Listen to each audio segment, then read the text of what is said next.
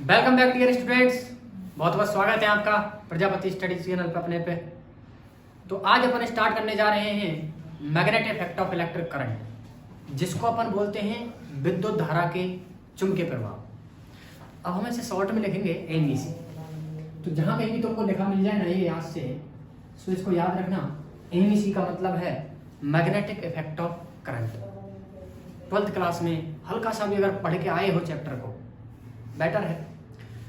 अब कंफ्यूजन जितना करता है पूरा का पूरा चैप्टर, कंफ्यूजन जो देगा तुमको डायरेक्शंस में कि किस हाथ को किसके लिए यूज करना है। मैग्नेटिक फोर्स निकालना है तो कौन सा हाथ यूज करना है, फील्ड निकालना है तो कौन सा हाथ यूज करना है। Don't worry, we will cover all thing in this chapter. सारी चीज़ों को कवर करेंगे, छोटे से लेवल से लेके इंक्रीज करते हुए तुम्हारे कंपटीशन जितना भी तुम कवर करना चाहोगे, बढ़िया बढ़िया अच्छे अच्छे क्वेश्चंस को कवर करते हुए। तो स्टार्ट कर रहे हैं अपन अपनी जर्नी को magnetic effect of current chapter से, जिसमें अपन पहले छोटी सी चीज तुमको बताते हैं जिसको तुमने बहुत अच्छे से देखा होगा, बायो-सावर्ट लॉ। बायो-सावर्ट लॉ क्या बोलता है?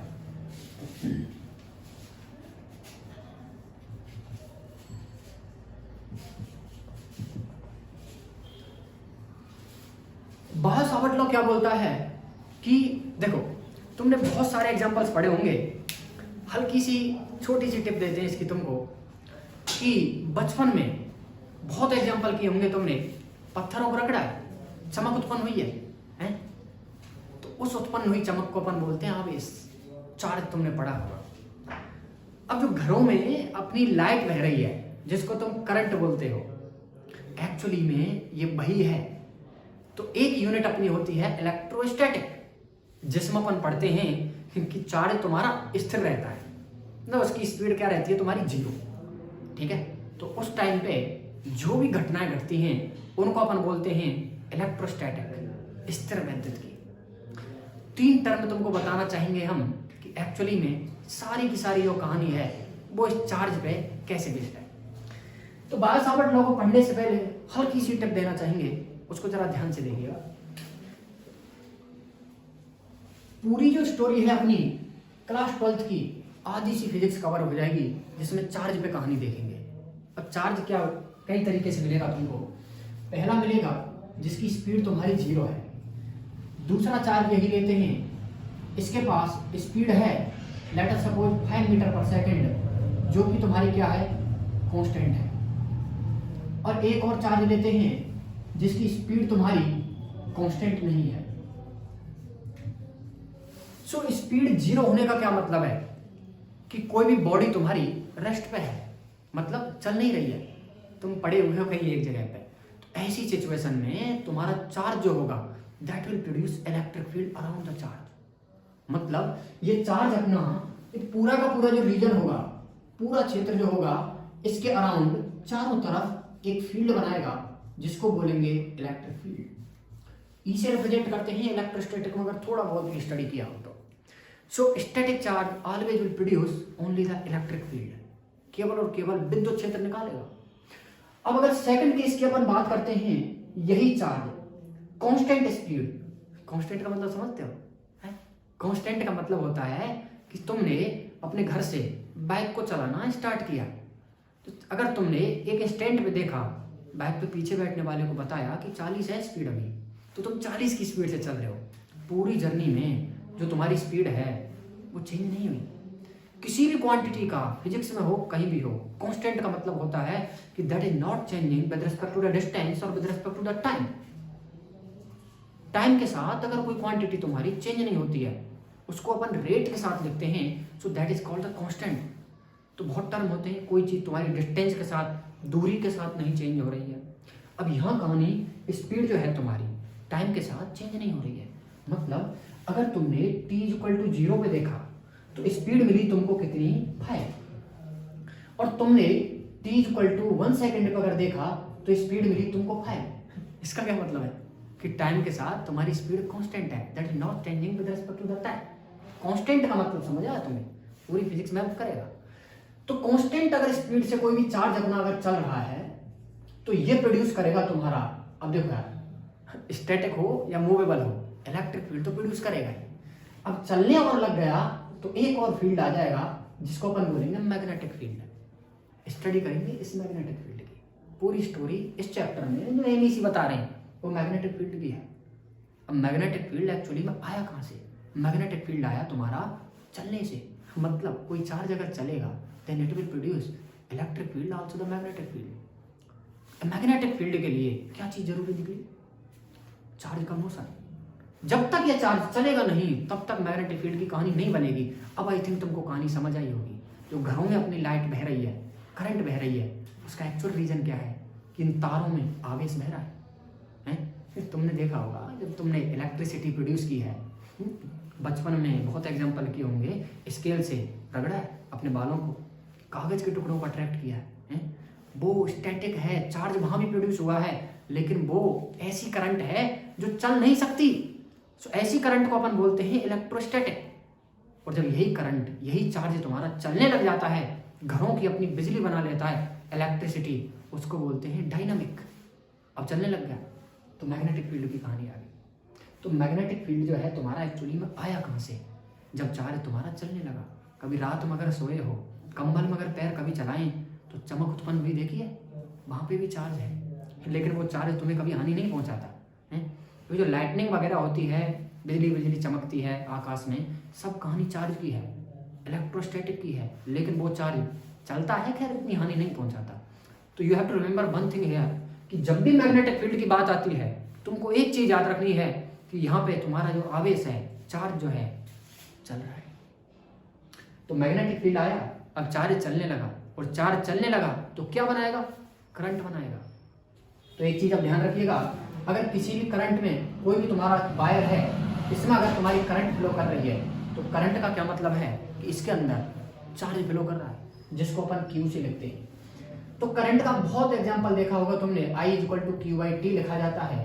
तो इस पूरे चैप्टर में अगर तुमको करंट का मेथड आता है कि करंट एक्चुअली में प्रोड्यूस कैसे हुई, ये सारी कहानी अब मैग्नेटिक फील्ड में प्रोड्यूस है। ओके, तो करंट फ्लो करी तो मैग्नेटिक फील्ड भी बनेगा, इलेक्ट्रिक फील्ड भी बनेगा, लेकिन we did not discuss in this chapter the value of electric field. वो अपन इलेक्ट्रोस्टैटिक में ऑलरेडी कवर कर चुके होंगे। तो यहाँ अपन को स्टडी करना है केवल और केवल मैग्नेटिक फील्ड का। ओके, सो अब पूरी कहानी अब कांस्टेंट नहीं है, इसका मतलब एक्सेलरेटेड है, इसको बाद में बताएंगे, कंफ्यूज करेगा कि जब चल रहा है कांस्टेंट से नहीं चल रहा तो इलेक्ट्रोमैग्नेटिक रेडिएशन भी निकालता है।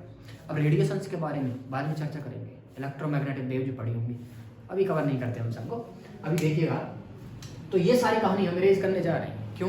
क्योंकि हमें बस इतना देखना था कि एक्चुअली में ये जो मैग्नेटिक फील्ड है वो आया कहाँ से। ओके, अब बायो सावर्ट का जो लॉ है उसको कवर अगर करना है, ओके, तो मैग्नेटिक फील्ड की कहानी आ गई अपने पास में। अब मान लीजिए अपने पास में कोई ऐसा एक करंट कैराइंग वायर है जिसमें करंट ऐसे फ्लो कर रही है, विद्युत धारा तुम्हारी फ्लो कर रही है। तो अब हमने तुमको क्या बताया भाई कि जहां कहीं भी चार्ज फ्लो करेगा, चार्ज फ्लो करेगा तो करंट बनी और मैग्नेटिक फील्ड बनेगा। मतलब इस वायर के चारों तरफ पक्का मैग्नेटिक फील्ड बनेगा। ओके, उस मैग्नेटिक फील्ड को अपन let us suppose Biot Savart के लॉ को एक छोटे से एलिमेंट के लिए अगर कंसीडर करते हैं, मान लीजिए इसका लेंथ L है, हमने एक छोटा सा एलिमेंट ले लिया dl। तो देखो भाई करंट तो इसमें फ्लो कर रही है ना, है? इसकी लेंथ अगर dl ली है तो करंट तो इसमें भी वही आई फ्लो कर रही है। तो इससे कोई भी डिस्टेंस पे अपन गए, लेट अस सपोज ये जो आपका पोजीशन वेक्टर है r, ये थीटा एंगल बना रहा है इस dl लेंथ के साथ में, ज्यादा कंफ्यूज ना होइएगा, बाद में बताएंगे। सो यहाँ अपन ने कोई पॉइंट लिया, यहाँ पे अपन को कोई मैग्नेटिक फील्ड की वैल्यू मिलती है dv। अब इसको एक्सप्रेस करके लिखा जाता है, ये मैग्नेटिक फील्ड जो होता है तुम्हारा डायरेक्टली प्रोपोर्शनल होता है जो इस एलिमेंटल वायर में करंट फ्लो कर रही है उसके, और यही मैग्नेटिक फील्ड तुम्हारा डायरेक्टली प्रोपोर्शनल होता है इस एलिमेंटल लेंथ, ये जो आंशिक लंबाई तुमने ली है उसके, और यही मैग्नेटिक फील्ड तुम्हारा डायरेक्टली प्रोपोर्शनल होता है ये जो तुम्हारी ज्या है, ये जो एंगल बन रहा है ना आर वेक्टर और डीएल वेक्टर के बीच का, इसको पोजीशन वेक्टर, स्थिति सदिश बोलते हैं उसको।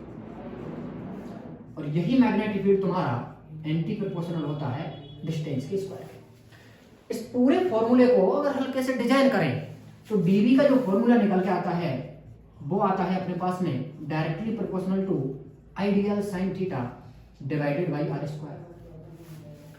अब यहां से इस प्रोपोर्शनली कांस्टेंट को अगर रिमूव करोगे तो एक कांस्टेंट आएगा के। सो डीवी को अपन लिख सकते हैं D V is equal to K I dl sine theta divided by R square. अब यहां पे हम डायरेक्टली कांस्टेंट को के को म्यू नॉट बाई 4 पाई लिख सकते थे, लेकिन नहीं लिखा, क्योंकि वो जो वैल्यू होती है के की, अगर तुम दो यूनिट्स में बात करते हो, एक तो तुमने पढ़ी होगी जिसको अपन बोलते हैं एसआई, इसका दूसरा नाम एमकेएस भी है, दूसरी है अपनी सीजीएस। सो एसआई यूनिट में अगर बात करते हैं तो एसआई में इस के की वैल्यू को लिखा जाता है K is equal to mu not upon 4 pi, और जिस कंप्लीट वैल्यू को लिखते हैं 10 टू पावर -7, इसकी भी यूनिट होती है, उसको बताएंगे बाद। और सीजीएस में इस के की वैल्यू होती है 1, बहुत छोटी चीज है, लेकिन कभी कभी वैल्यू जो होंगी तुम्हारी सीजीएस में अगर दे देता है कंफ्यूज हो जाओगे, होना नहीं है बिल्कुल। तो इस फॉर्मूले को जरा और डिजाइन करते हैं, तो अपने पास में डीवी का जो फॉर्मूला बना, इस डीवी को अपन ने लिख दिया, क्या आया मैग्नेटिक फील्ड का mu not upon 4 pi ideal sine theta divided by R square. So ये इस स्मॉल एलिमेंटल लेंथ की वजह से ये तुम्हारा क्या है भाई, मैग्नेटिक फील्ड। अब इंपॉर्टेंट चीज इसमें यह है कि एग्जाम में तुमसे जब भी पूछेगा ना, इस फॉर्मूले को सीधा नहीं पूछेगा, इसका वेक्टर फॉर्म पूछेगा। अब रटना बिल्कुल नहीं है, वेक्टर फॉर्म कैसे डिजाइन की जाती है पूरी फिजिक्स के लिए याद रखिएगा। अब यहां पे तुम देख रहे हो तुम्हारा मैग्नेटिक फील्ड जो है इस डिस्टेंस आर के साथ चेंज हो रहा है, मतलब पोजीशन वेक्टर की कहानी है पूरी, स्थिति सदिश जिसको बोलते हैं। तो तुमने 11th क्लास में वेक्टर हल्का सा भी पढ़ा है, तो एकांक सदिश यूनिट वेक्टर को अपन लिखते हैं R vector by magnitude of R, इसको बोलते हैं यूनिट वेक्टर। अब यूनिट वेक्टर जो होता है ना तुम्हारा, उसका भाई काम बस एक ही होता है पूरी फिजिक्स में, it shows the direction of any vector, ये केवल डायरेक्शन शो करता है। अब यूनिट नाम आ गया तो पक्का इसका मैग्नीट्यूड क्या होगा तुम्हारा, 1। और फिजिक्स में 1, मैथमेटिक्स में 1 एक ऐसा नंबर है जिसको तुम कहीं भी कुछ भी कर दो इसके साथ, ये कोई इफेक्ट नहीं डालता किसी पे। 0 खतरनाक है लेकिन 1 नहीं है, ओके। तो इसका मैग्नीट्यूड 1 रहेगा। अब इस आर कैप की टर्म में अगर इसको लिखना चाहें तो देखो कैसे लिखेंगे, इस डीवी को कैसे लिखा, mu not upon 4 pi ideal sine theta divided by R square. Position R के साथ चेंज हो रहा है, आर कैप यूज करते हैं, ये लो आर कैप लिखा। अब आर कैप को तो अपन जानते हैं यार, ऐसे भी लिख सकते हैं, जरा देखिएगा इसे। सो डीवी इक्वल टू क्या होगा, mu not upon 4 pi ideal sine theta divided by R square, और इसको लिखा आर वेक्टर अपॉन आर का मैग्नीट्यूड। अब नीचे देखिए आर स्क्वायर और आर है तो क्यूब बन जाएगा, ऊपर तुम्हारा वेक्टर है, जरा देखते हैं इसे। सो डीवी इक्वल टू क्या बना, mu not upon 4 pi ideal sine theta divided by R cube और आर वेक्टर। अब लेंथ भी तुम्हारी वेक्टर है और आर भी तुम्हारा वेक्टर है, तो यहां पर तुम वेक्टर लगाते हो तो अगर थोड़ा सा भी अगर सेंस है, क्रॉस प्रोडक्ट अगर तुम्हें आता है, बहुत पढ़ा होगा तुमने, ए क्रॉस बी को तुम लिख सकते हो A B sine theta.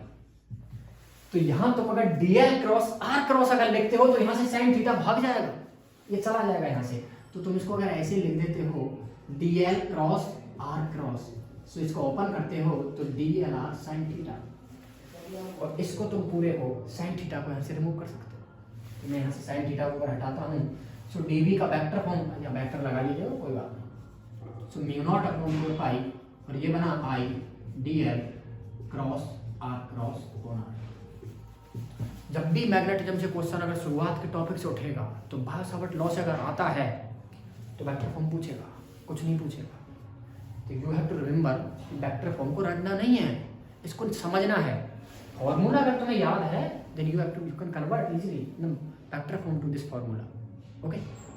So I hope कि तुमको समझ आया होगा। अब इसके कई एप्लीकेशन हैं कि वायर की वजह से मैग्नेटिक फील्ड निकालना, ये सारी चीज़ें हैं, we will discuss in the next episode. पढ़ते रहिए लगातार। Best of luck.